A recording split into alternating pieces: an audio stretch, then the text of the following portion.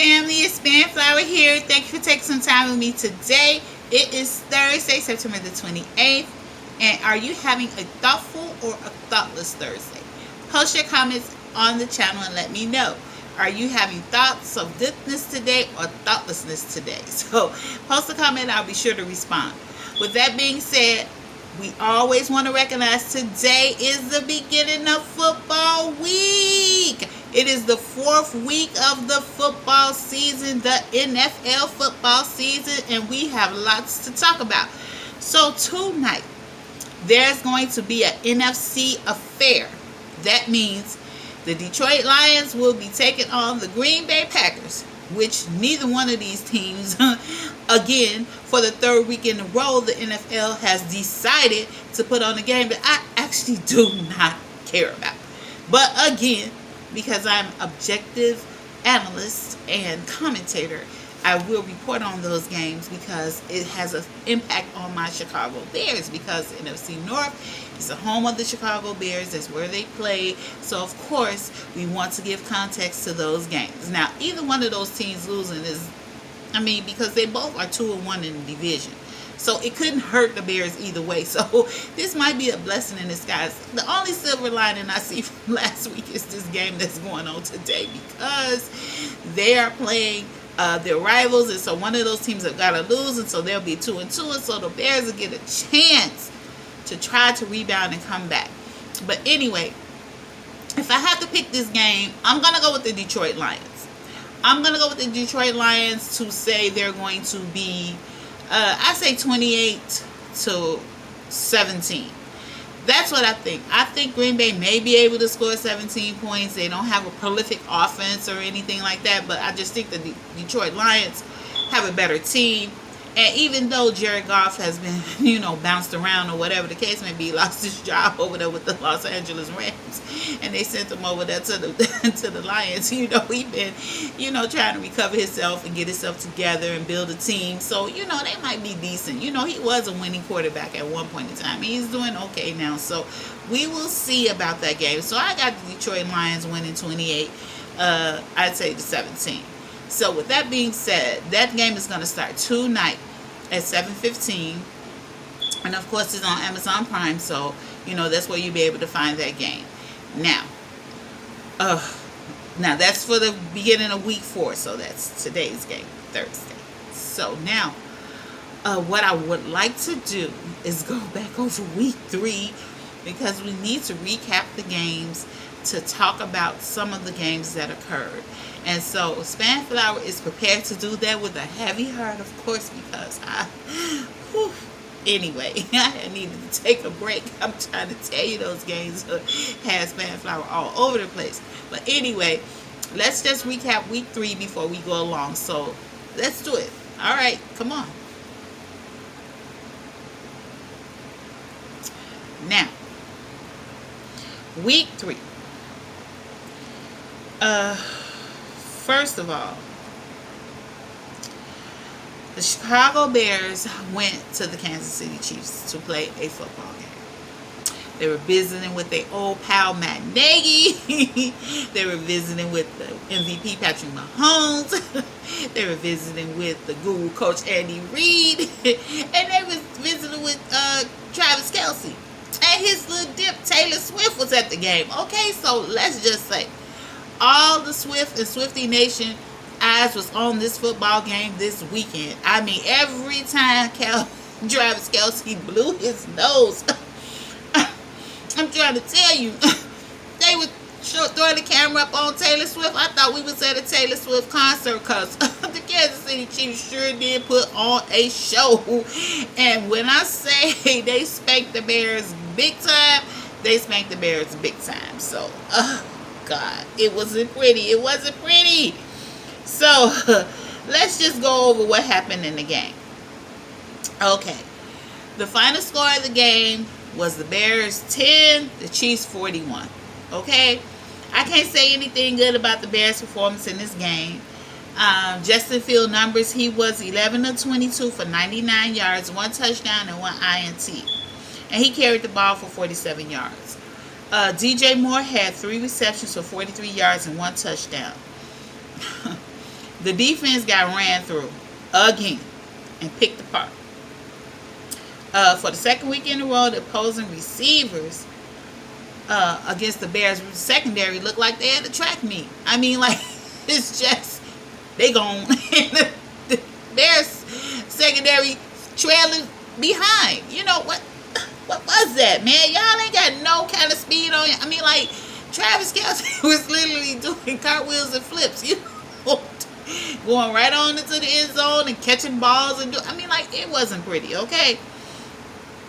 And to mention, the Bears pass rush was non-existent, and Patrick Mahomes was like flipping through his phone, reading the newspaper. He had all day to throw the football. I mean, there was no pressure on him whatsoever, and it was no. The pass rush was not there. Okay, so the defense did poorly, the offense did poorly, the game plan wasn't coherent, and of course, if you're gonna go, it's Nagy used to be the Bears head coach, so he knows the personnel and the scheme of the team very well. So the Bears had needed to have a great game plan and be able to protect Justin Fields, run the football, and defend against Patrick Mahomes, which is almost impossible to do at this point based on the Bears personnel. So again, let me just say this. I'm not a fan of young quarterbacks, young or inexperienced coaches, and unstable organizations.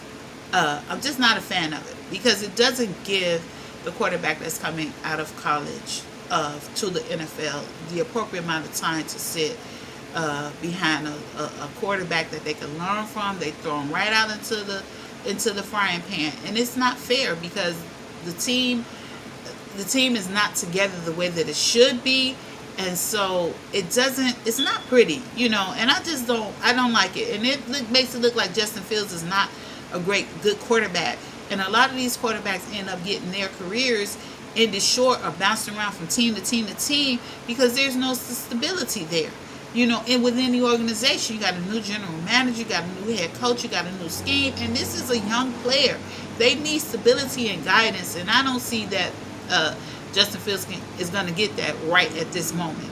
But we are going to be prayerful and hopeful that the Bears can try to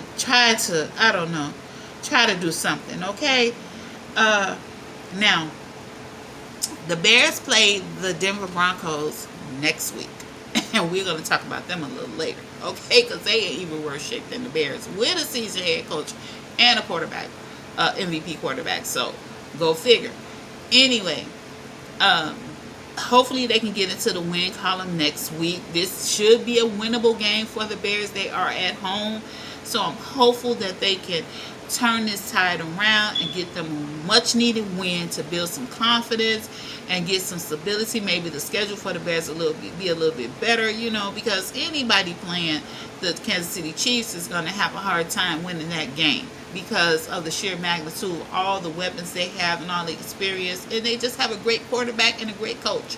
The offensive coordinator, Matt Nagy, no, but Andy Reid is a great coach, and Patrick Mahomes is an outstanding quarterback. So, you know, the Bears had their work cut out for them, and it wasn't pretty. So we'll give them a pass on. I won't give them a pass, but I'll give them a B for effort. Okay, let's just say that. So, as it stands right now, in the NFC North where the Bears play, they are on 3. The Vikings are on 3, and we'll talk about that as well. Green Bay is 2-1, and the Lions are 2-1. So this game tonight is important because one of those teams are going to lose. So the Bears may have opportunity to try to get into the win column this week so they can start feeling a little bit better about themselves when they play the game. Now, all right, so that's enough for the Bears for right now. I don't want to bludgeon the team to death. They're a young team, and they got a lot of growing to do.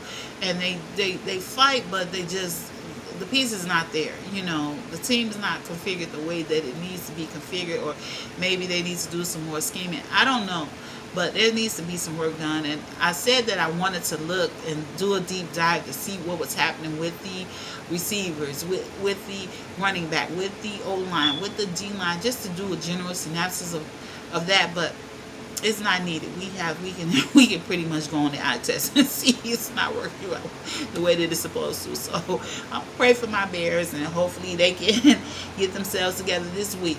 And let me just say, Bears, come to mama. If you need a hug, I got y'all. Because I know it's cold and hard out there in these streets.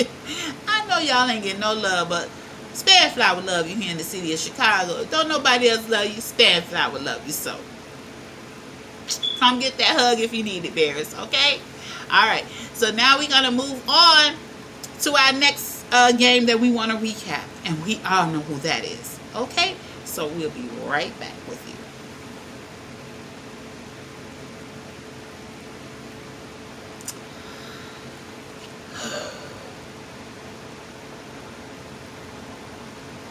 Now,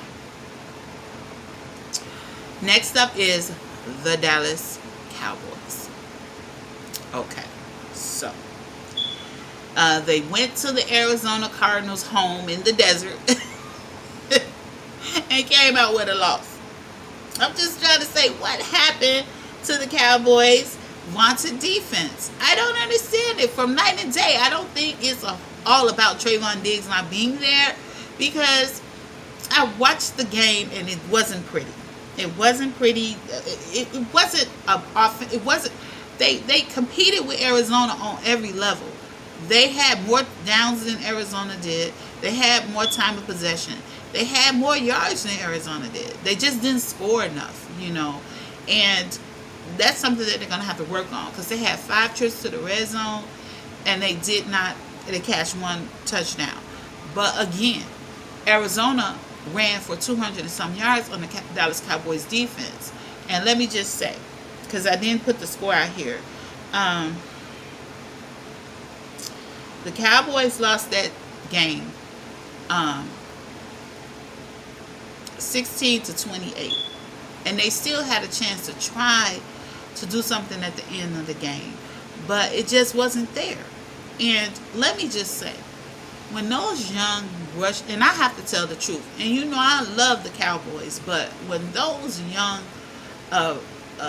players were running the football, they ran right past the defense. I don't know if it was schematic wise or if it was the Cardinals put together a better defense, a better game plan, offensive game plan than Dan Quinn did with the defense. I'm not exactly sure, and I was so upset I didn't haven't had a chance to really watch the tape. But when I was watching the game, my eye test, those receivers in the rushing attack, they ran right past the Dallas Cowboys. They looked very slow. And that was a thing that I had talked about last year. I had talked about last season, that I felt that the Cowboys had needed to improve on their run defense, and I thought they were a little soft in the middle last season, and so I had hoped that this season that they had tidied that up. But we're gonna have to take a look and see how that goes, because this is a league that when you see one team getting success in something, the other team is gonna try it. So of course, the Dallas Cowboys next week, they play Bill Belichick and the New England Patriots, and if anybody can scheme the game plan, it will be Bill Belichick. So we ain't gonna forget about him just because Tom Brady ain't there no more. He's still a seasoned coach.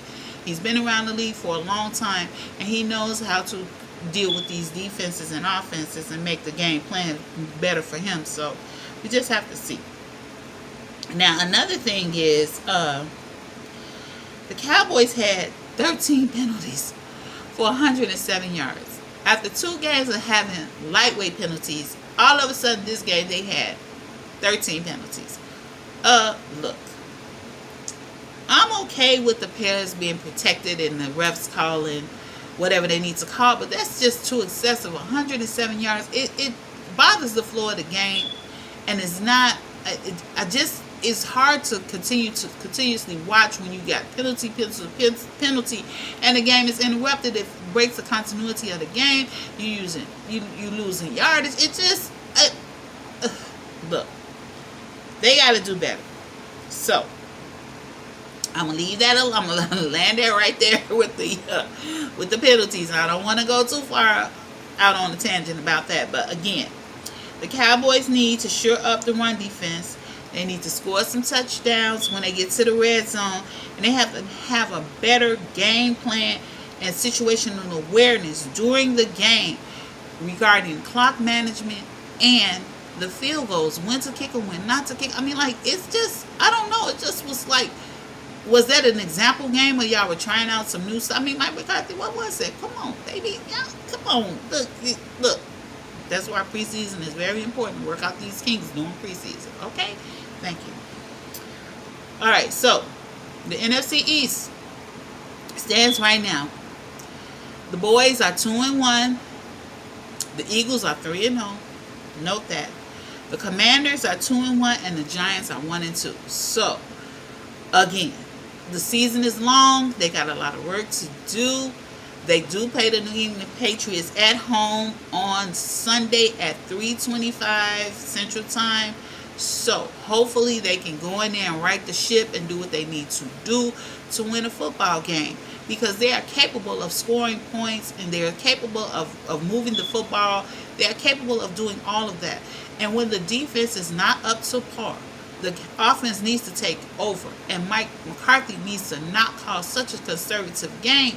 I just like, man, come on. You know, Dak Prescott is a seasoned quarterback. It's either now or never. You got to put the ball in his hand and trust that he can do the right thing if you trust him. So we'll have to see about that. So, okay, we'll see. Now, go Cowboys next week. Hopefully you get yourselves together and right your ship. Now, let's move on to our next game on the schedule that we want to talk about. Okay, be right back with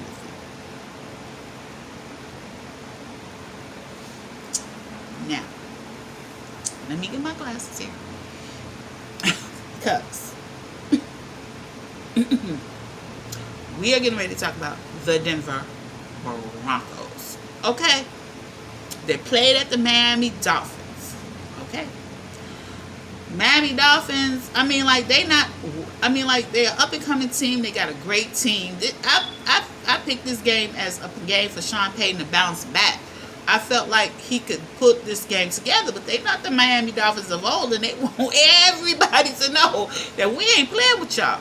Okay, so the Denver Broncos traveled to the Miami Dolphins, and the Denver Broncos got beat 70-20. Okay, I have not seen a 70 burger in the NFL in my span of watching it. It has happened before, but I haven't seen it because it rarely ever happens. Okay,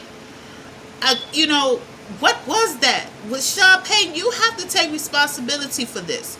Your team was not prepared to play. The game plan was not effective. They looked a mess, and they gave up in that game.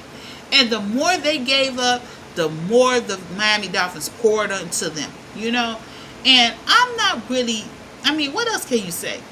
Denver got their arses kicked, bottom line, in the discussion. And I know that Russell Wilson is used to be an outstanding quarterback in the right system. But again, he is an aging quarterback, and it's what it is, They have that shine and illustriousness about them for so long. Everybody, goes through that. Even the greatest ones, Roger Staubach, Joe Montana. It's a carousel. You either produce or you're out. Bottom line. You had success, Russell Wilson. Hopefully you can get it again. But I hope it won't be against my Bears next week. Okay, so let me just say, for the Miami Dolphins, I felt like it was classless. Okay, I said it. SPANNFLOWER said it. Classless to run up the score to 70 points. What were you doing? First of all, you have players out there after the game was well in hand. Okay, that's how players getting hurt. Don't try to demoralize the team, because the next time you see that team, they're not going to forget.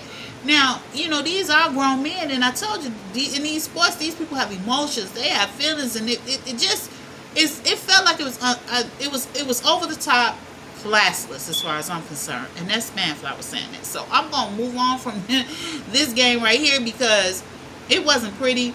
I'm not even saying numbers. I'm not saying any of that, because 70-20, that's all you need to know. All right, so let's move on to our next game. Now, wait a minute. Let me make this note and caption. Chicago Bears You cannot let the Denver Broncos come into your house after getting beat 70-20 to get right on. No. You have to defend Soldier Field like you in the army, man. You can't let these people come into our house and do that. No. If you do, I'm going to be very upset. Because they're a beatable team. You just keep on handing them their lickings, and then when they go to their home field, then they win a football game. Not on Soldier Field turf and not on your home turf after they got beat like that. You cannot allow that. Okay, I digress. All right. Now, lastly, the Los Angeles Chargers played at the Minnesota Vikings, and the Chargers won that game 28-24. Let me just say, it was an absolute race to see which team could lose first. Okay, let's just say that. Oh no, you have this game. No, team, you take this game. And so in the end, the Vikings just coughed it up, and gave the Chargers and their boy wonder offensive coordinator Kellen Moore their first win. Because that's what they do. It's a race to see who can lose first. And the Vikings went and sprinted on over there to the finish line. Because it was a winnable game for them. But again, the Vikings are the Vikings. And they are who we thought they were. Okay? Kirk Cousins.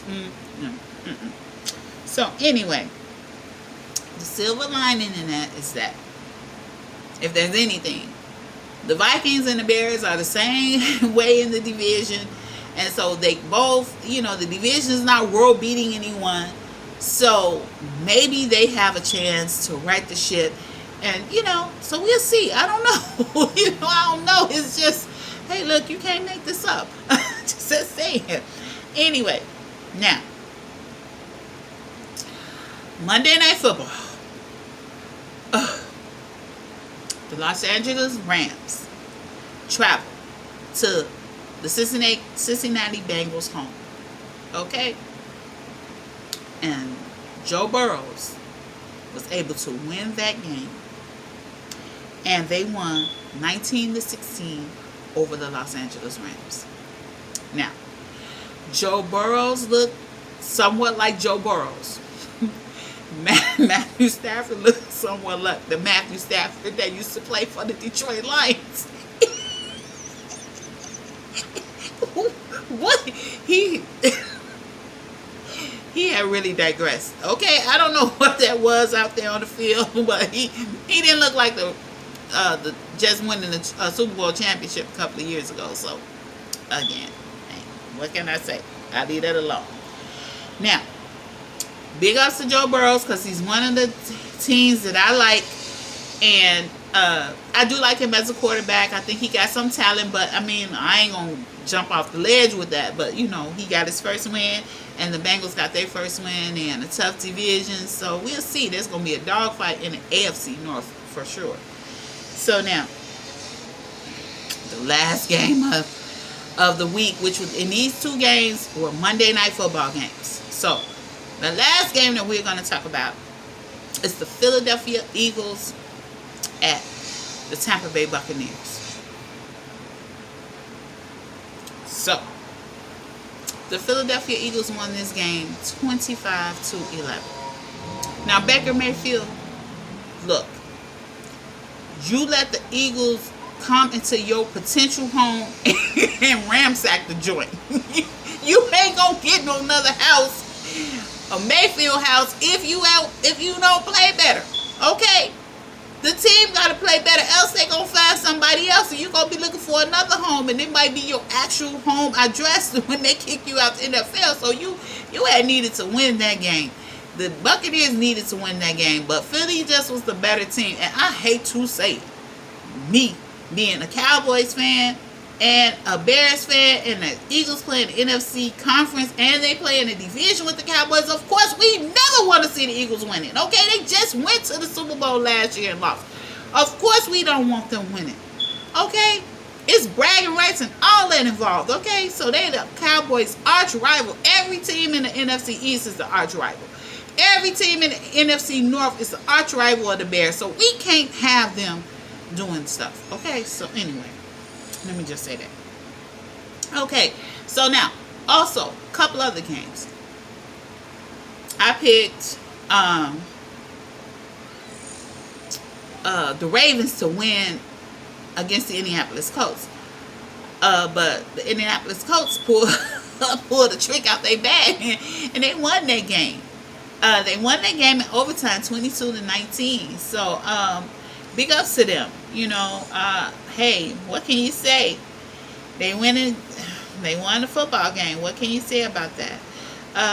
Now, look.